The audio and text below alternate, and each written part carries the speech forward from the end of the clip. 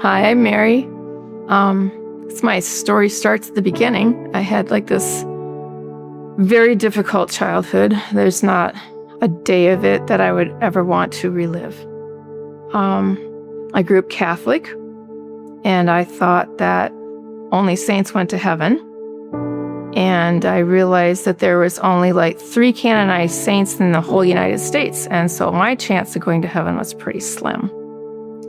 I decided that maybe I could be a nun, and I started that whole process to become a nun. And then I sinned and couldn't deal with that. And so for 5 years, I did the opposite. I completely left the church. When I returned to church, it was shortly after that I met my husband, and I knew that he was the one. And he introduced me to a living God, a God that was not about, it wasn't coincidences in my life, but that God was really there, and God was really moving things and doing things.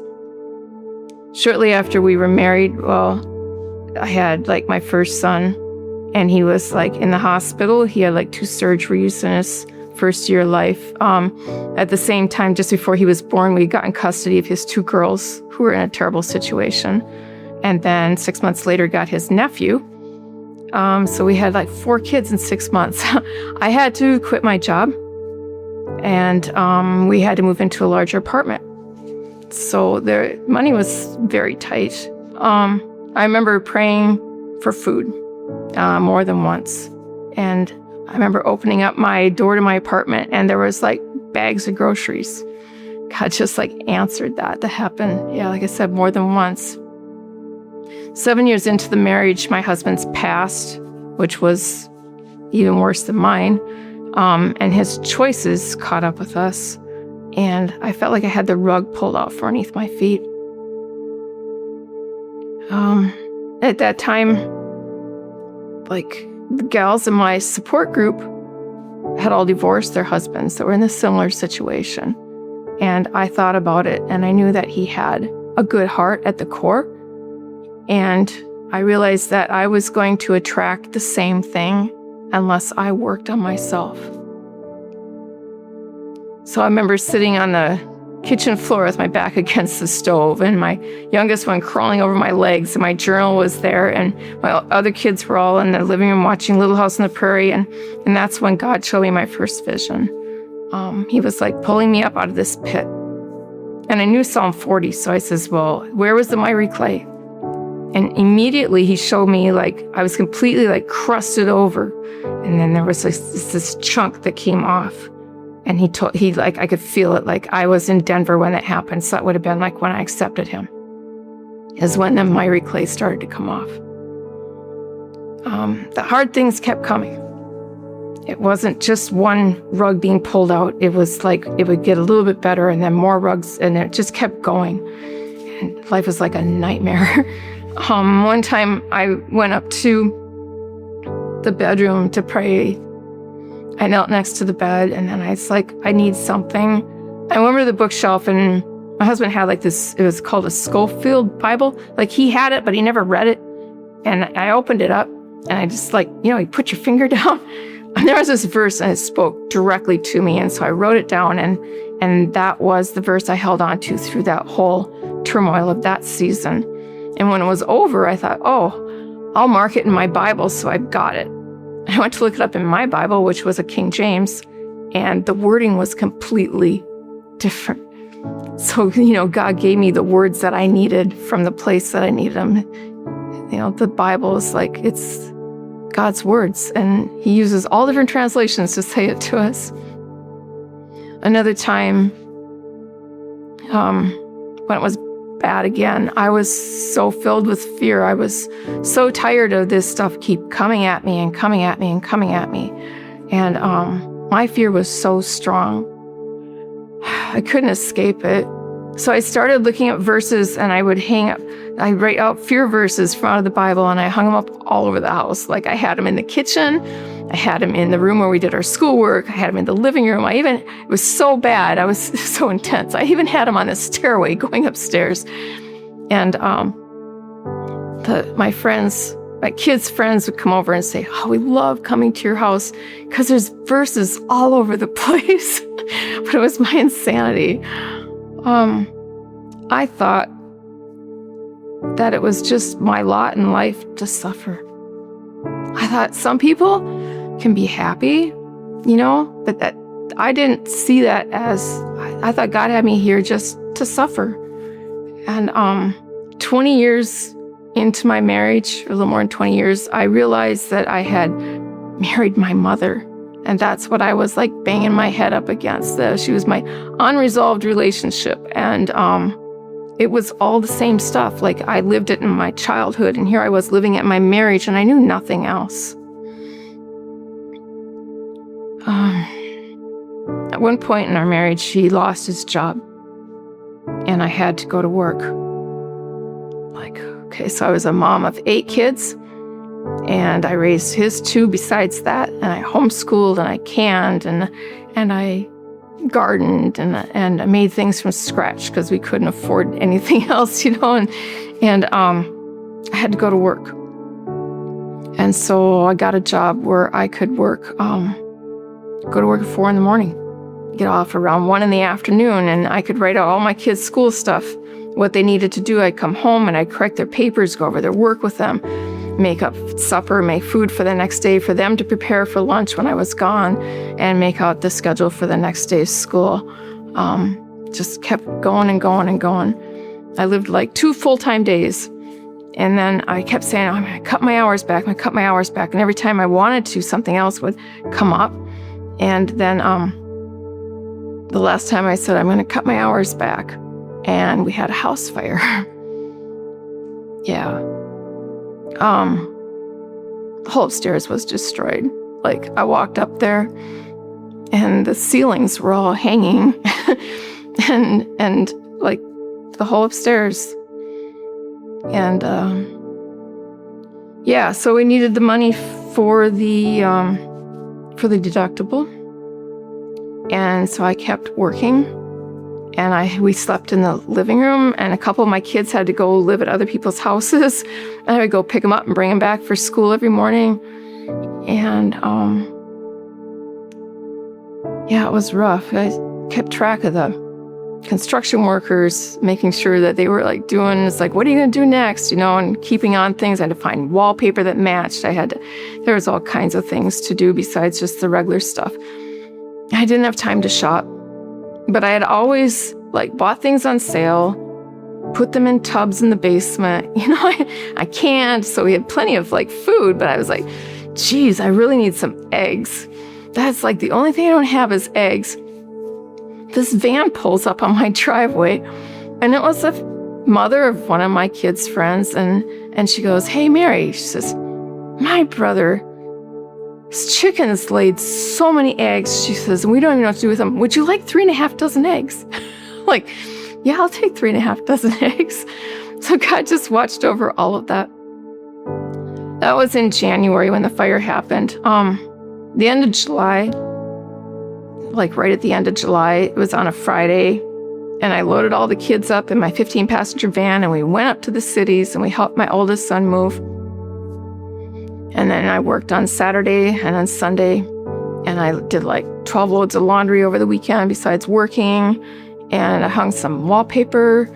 And that Monday morning I woke up and I had this really bad pain. And I knew it was bad. I went to my husband. I says, hey, you gotta take me to the ER. And he goes, but I have to go to work. So I went into one of my kids' rooms and I says, hey, you need to take me to the ER.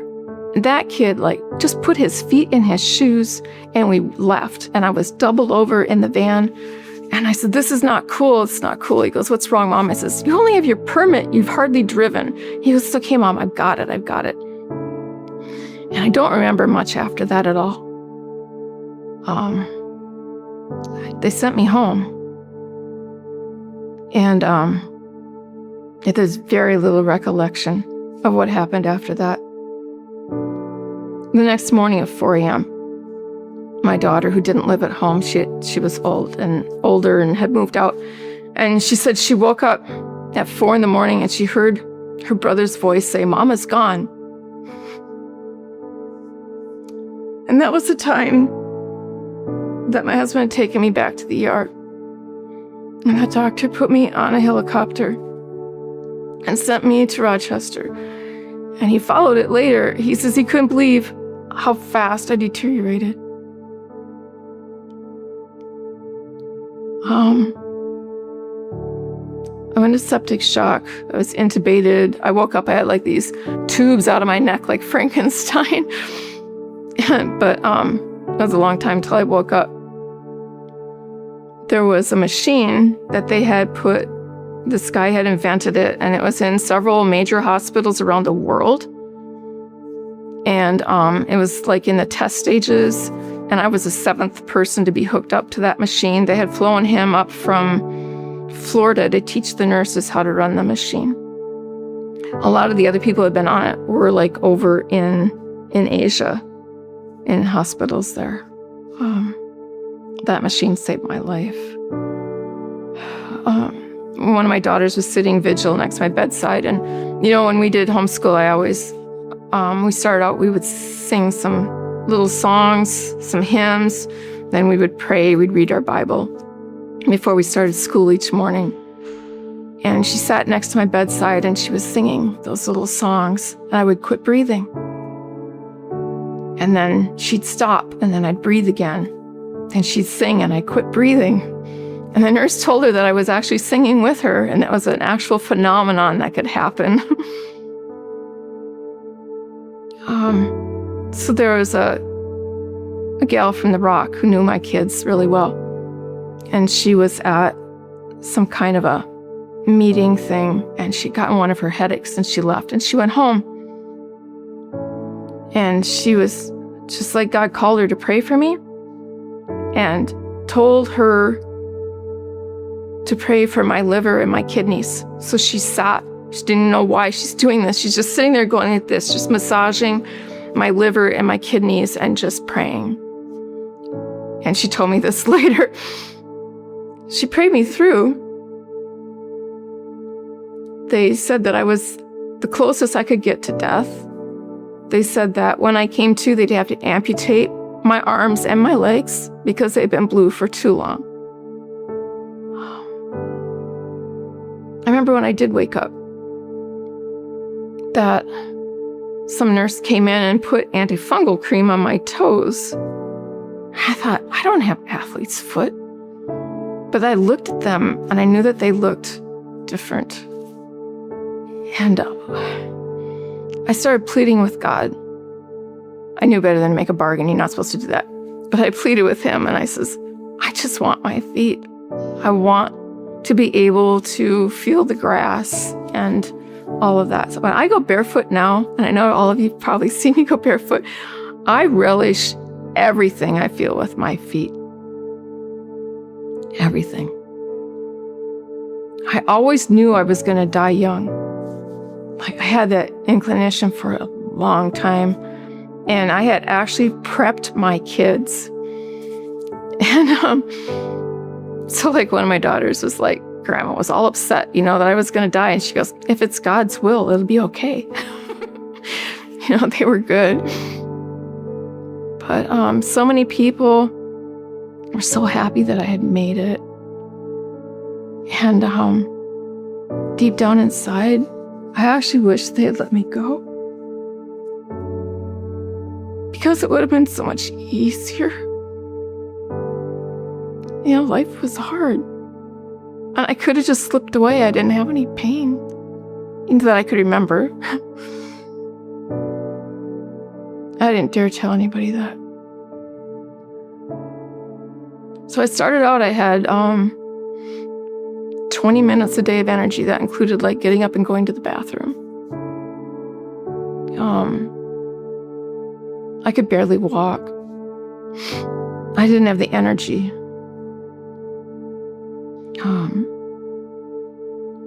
I couldn't drive. And when I did start driving, I could only drive like a couple blocks. then it was only in town. I still drive mostly only in town.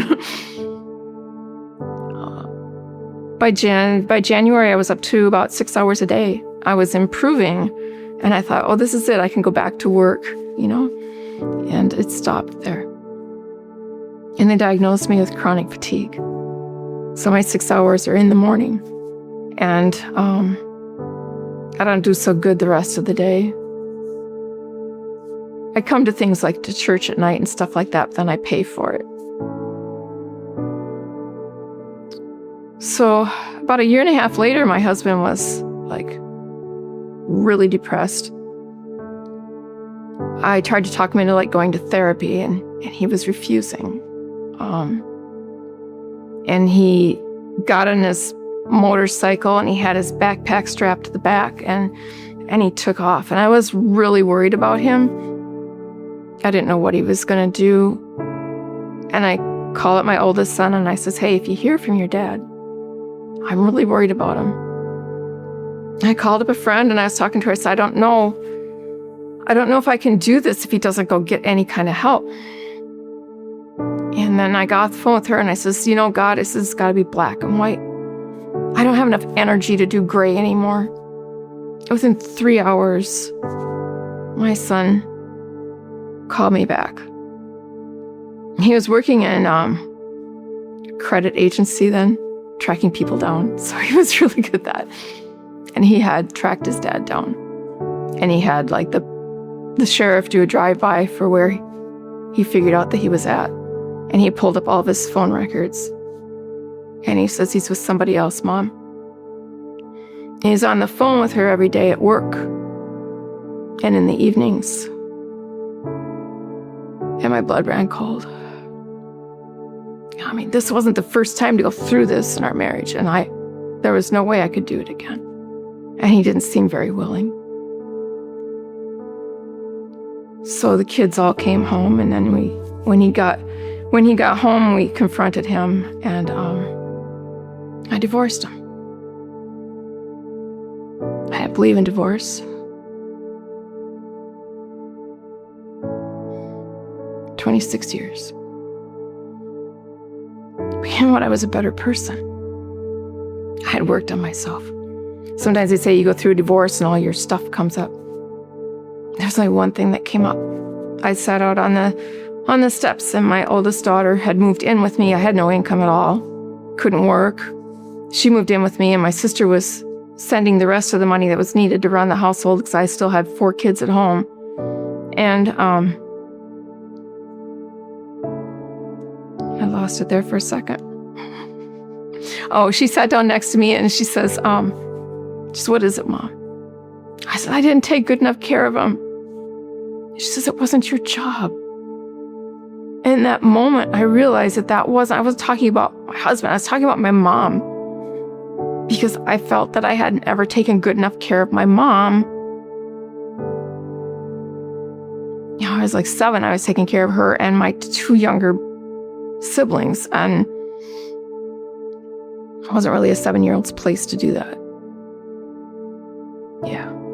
So that was resolved. So I was oh, that was my mom. And I was able to go on. So one morning I sat down with the kids and we prayed for our finances because they weren't good. And I had started taking the kids out one by one for lunch. I had a gift card I used. The first kid I took out, and this one I had a stub from the Rendezvous for a free taco at Taco John's if I buy one. And we grabbed a couple cans of pop. We normally didn't drink pop, so pop is a huge treat. And we were just going to go to Taco John's and sit there and have a taco and a can of pop and talk. And we got there, we went into order, and they were like, oh, we're doing a taste test today. We ended up taste testing $14 worth of food, and they sent us home with two gift certificates on top of that. One daughter came home, she says, found $17 along the side of the road, Mom. And she says, and later, I went to Walgreens, and there were coins right there in the parking lot. So I knew that God had us. And then after that, every time I grumbled, there'd be a penny or a nickel in my path. Like, I could park way at the far end of Walmart, walk across, like the only car parked out there, walk into the store, come back out, and there'd be a nickel like next to my van. There's like no way on earth that nickel got there by accident. And I knew that God had me. Then it wasn't too long after that. You know what escrow is? Oh, that wonderful thing. They sent me the letter and they says, "Oh, we didn't hold out enough. So we're going to charge you $200 more a month than what we have been charging you for the next year." And I sat on the back porch with my arms around my dog's neck. And I cried. And I cried. And somehow, through that year, every month when I needed to make that house payment, the extra $2 would come from these strangest places. And he carried me through that whole year. One time I went out to the mailbox, and instead of going out that way and up the driveway, I decided to go out the front door, which you normally didn't use very often. I went out the front door, walking the mailbox. Right in my path is this white dish towel. It's like, my dish towels have stains on them. This one was a perfectly white dish towel. It wasn't new, but it was white. And it was laying there. And there's no reason. I don't really have neighbors. It wasn't mine. But it was God telling me, surrender again, girl. Just surrender again. So, It's 2016, beginning of January. I came to Hope to watch my son drum, as he was drumming here, and he was going to be moving to Texas. And I wanted to see him drum before he left because he was so awesome. And I came, and the rest of the story goes, and I never left. But it was after that first Sunday, I'd had because of my chronic fatigue and not managing it well, and it had been Christmas, and things just kept going. And when I get super tired, my anxiety goes through the roof. But this was over and over and over again. And it got so bad that I ended up in the ER trying to hold my breath to die. My anxiety was so high, and I was so exhausted. And they put me on the psych ward in Austin. So my second day there, they brought me the paperwork to sign, my admission paperwork. And I noticed the admission date, and it mirrored my birth date. And in that moment, I knew that I was there for a reason other than just being exhausted. Yeah. And after a week, they said, "Are you ready to go home?" And I says, "No, but I have to anyhow." And there was somebody that I met there who had survived a suicide attempt, which was really a God thing, because he said that he overdosed on purpose and would have never called his uncle, never. And his uncle would have never come to help him out. And somehow he had called his uncle, and his uncle had come, and his life was saved.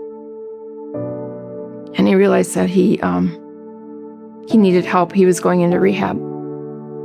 And they were putting him at Fountain Center here in Albert Lea, and he didn't know anybody in town. And I said, "We'll go out for coffee sometime." And meeting up with him once a week, I didn't even like him. I had a lot of thoughts that weren't even very nice about him. Those judgmental thoughts you have. But I would show up there every week because I needed something outside myself to keep going. And we became really good friends. So the guys from Borden Lodge came to Hope, and he came with them to Hope on Sundays. And he answered the altar call. And later he was baptized in Fountain Lake.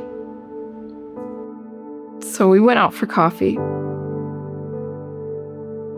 And we met every Sunday when he had his visitation day.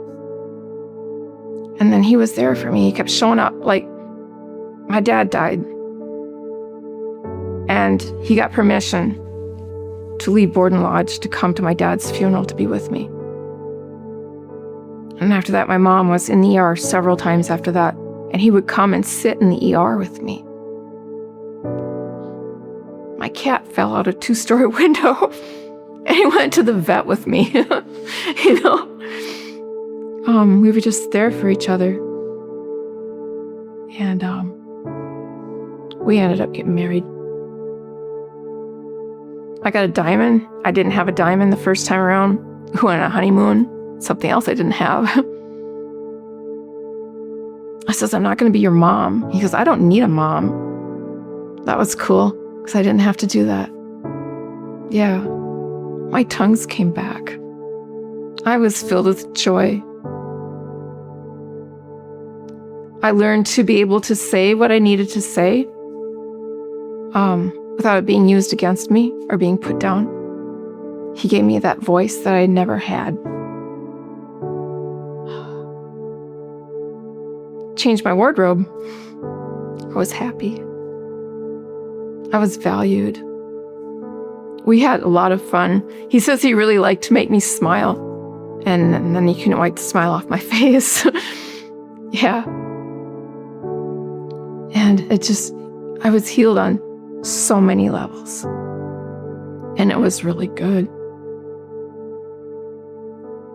And then things started to disappear. He was using again. And there was a thing at Hope. This shift, we used to do shift in January. And the girls in my group, it's so weird because they were all recovery girls. And they told me how to pray for him. Because there was a certain way that I hadn't been doing it that they told me would be very helpful. And yeah. Then it was just before Ash Wednesday, and Caleb preached on hearing from God. And I really felt that I needed to hear from God. And then I went to back to the church where I used to go for Ash Wednesday. And that pastor had the same message. And I thought, wow, I'm going to hear from you. And then the pastor says, you can sit here and wait till you hear from God. He says, and then when you're done, he says, we've got treats in the fireside room. And so being the polite people they were, they all sat in their seats. I was sitting there. I was going to hear from God. And then a little bit of time passed, and they all got, a little antsy, and they started getting up. And somebody started talking out loud. I'm like, oh my gosh, I just need to hear from God. I don't want them talking out loud. And the guy they talked to was a little hard of hearing. And he responded rather loudly. And I said, this is so rude. I just want to hear from you. God says, what did he just say? And I thought about it. Somebody had asked him how he was, and he said, all is good. God says, Mary, all is good. That's my rude man story. I told him later he was the rude man. He thought it was pretty funny. I'm really glad that God used him, So all is good. I went home and I wrote it down. Of course, I put it on my cupboard door. Right now, it's on my cupboard door at home. And it wasn't long after that things came to a head with his drug usage, and he had to move out. And I waited. I waited. And he did end up going to rehab again. And I thought, wow, good.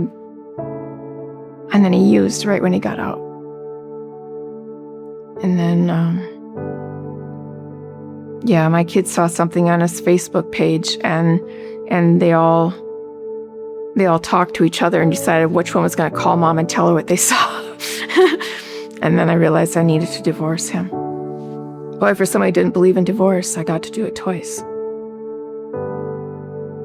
But at Hope again, somebody said to me, they said, but Mary, this is your spring. After she prayed, it was in the prayer, and she said, this is your spring. And I discounted her because she was young. And it was like a week later, something that's really bothering me spiritually. And I came in, and Caleb prayed for me because it was something spiritual. And he's praying, and he got done, and he goes, Mary, so I don't get it. He says, as I'm praying, something saying, 2 years, tell her 2 years. He says, I've never had this happen before. 2 years. He says, do you know what that means? I go, yeah. this is my spring. It's going to be for 2 years. So I started doing things on purpose. I started reading again. I listened to a few podcasts. I normally, because life had been hard all my life, I was really used to just saying no to things. And I decided that I would do things, and I did things on purpose. And then I'd write them down. And I still do that. I have every year I can fill up 2.5 pages of my notebook of things I did on purpose that in my old life I would have said no to. And yeah. And even in my divorce from him, I learned something new because God had me on this journey. It's like he called me out. Now I was better. And, with my mom, everything was about her. Everything was her. There was no me. I didn't even know who I was. With my first husband, it was him or me because he had problems. And I chose him because that's the way it was. Now, when I divorced my second husband, it was, I love him so much still, And I realized that I could love myself equally. And loving myself equally meant not being in his chaos. And I became worthy in that moment. There was always God, and a God who took care of me, but now I was worthy of his love. It was a whole different thing. How old I am, I became worthy. But, so, in that marriage too, I had worked on downsizing a lot. I got rid of my mom's stuff. I had tubs full of ice skates and boots, and I had snowsuits for every size, and I had all kinds of, I had downsized all that stuff. And now without him there, I needed to move. And I was on the paper route, and there was a quarter. It's okay, quarter's really huge. And I called up somebody, and I said, hey, you want to be my realtor? I said, I think I need to go look at a house. And he said, sure. And so I went, but my first husband was going to have the boys, but the boys wanted to see the house I was looking at. So we all ended up going to look at this house. And we looked at the house.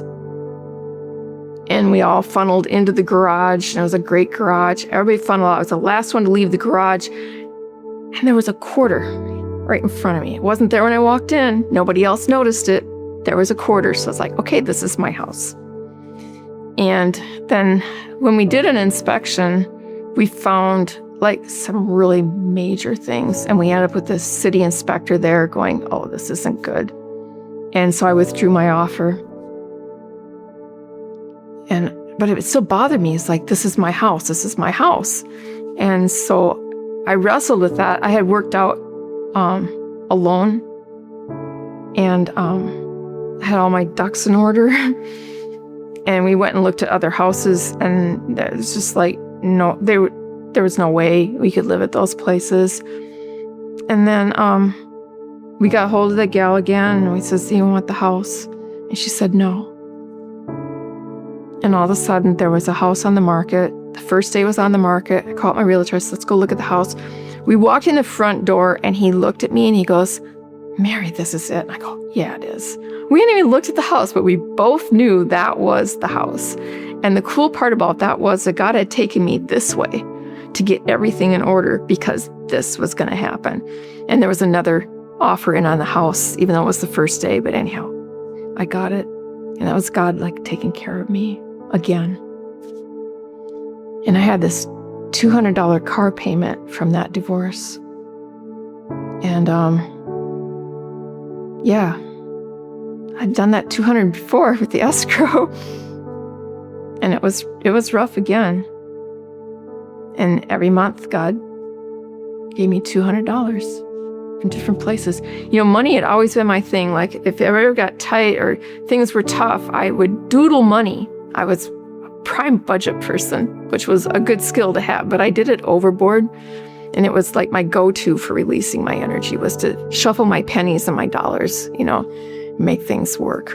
And after he took me through this journey with that car payment, like, I don't do that anymore.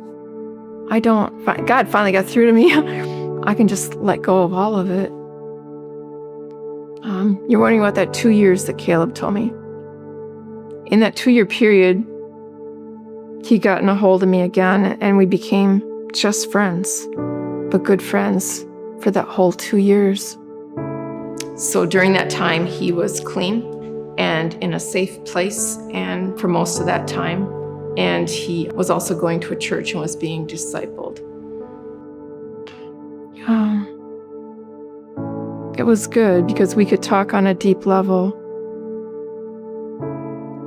And at the end of the 2 years, I was like, I knew it was the 2 years, but things were good. So I kept going. And then it dissolved as he got deeper into drugs again. Yeah. So I was like, okay, what happened at the end of 2 years? And I went back in my journal and I looked. And there was a thing at Hope I was going to, and I had a little bit of time, and I listened to a podcast just before I left the house. And at the end of the podcast was the strangest thing, because the guy turned and looked right at the camera. And he said something like, none of the rest of the podcast was about that. And he says, some people are booster rockets. He says, and they can't go to the level you're going, and booster rockets fall away. And I was like, oh my God, he was my booster rocket. Yeah. All the way from that psych ward through all the healing, the awesome healing, the joy, everything that God had healed in me through him, in all of it. And he was my booster rocket. So it's not like I've forgotten him at all. Sitting playing solitaire one day, God says, read Psalm 119. And I'm like, no way on earth. Like, that is the longest psalm. I'm not reading Psalm 119. And the little voice goes, read Psalm 119. I'm like, no, I'm not. And I kept doing that for a while. And finally, I just like reached over, grabbed the Bible that was on the table, flipped it open, I saw read part of it. Bam. And here it was, that section that I pointed to was all about him. Like, I can put his name in there, and it was everything that I need to pray for him.